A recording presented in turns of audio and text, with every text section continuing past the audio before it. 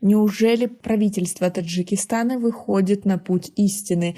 Досмотрите это видео до конца, и вы узнаете, что у нас наконец-то начали бороться с коррупцией, и депутаты станут честнее. Подписывайтесь на наши обновления и точно будете в курсе всего самого актуального. Верховный суд Таджикистана приговорил судью суда района Сино города Душанбе Рахмедина Рахимзада к 5 годам колонии по обвинению во взяточничестве. Как сообщили источники, приговор судье был вынесен на прошлой неделе. Президент Таджикистана Эмомали Рахмон 30 мая подписал указ об освобождении Рахмедина Рахимзада от должности судьи столичного района Сино за поступки, порочащие честь и достоинство судьи. Адвокаты родные Рахимзада не подтвердили и не опровергли информацию о приговоре Верховного суда.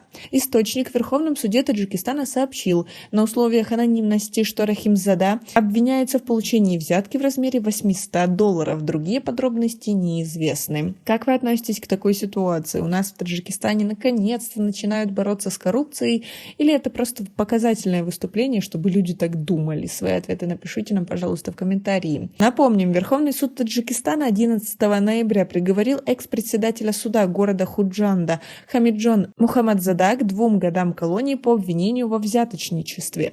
К такому сроку был приговорен и судья Худжанского горсуда Рустам Мухаммад Саидзада. Действующий уголовный кодекс Таджикистана предусматривает за такое преступление наказание в виде лишения свободы на срок от 5 до 10 лет. Причина вынесения столь мягкого приговора судьям неизвестна. Источники в конце апреля сообщили, что Хамиджон Мухаммадзада, председатель суда города Худжанд, таинственным образом исчез во время неудавшейся операции по его задержанию. Однако позже источники подтвердили, что Мухаммадзада и судья города Рустама Махмад Саидзада были арестованы в ходе операции антикоррупционного ведомства.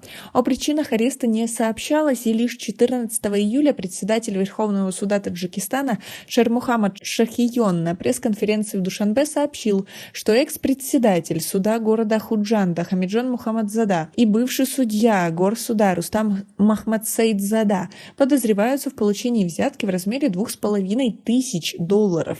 Деньги они поделили между собой, добавил глава Верховного суда. Всего в Таджикистане работает более 400 судей. За последние 10 лет около 30 судей были освобождены от своих должностей в связи с совершением поступка, порочащего честь и достоинство судьи, и приговорены к различным срокам тюремного заключения. Власти о совершенных служителями Фемиды преступлениях не сообщают, однако по информации независимых источников судьями совершаются в основном преступления коррупционного характера. Как вы относитесь к такой ситуации, учитывая, что всех судей в стране назначает лично Эмомали Рахмон? Что можно сказать о президенте, который назначает людей, что поголовно обвиняются в коррупции? У нас пока на этом все. Оцените наше видео подпиской и лайком. До скорой встречи!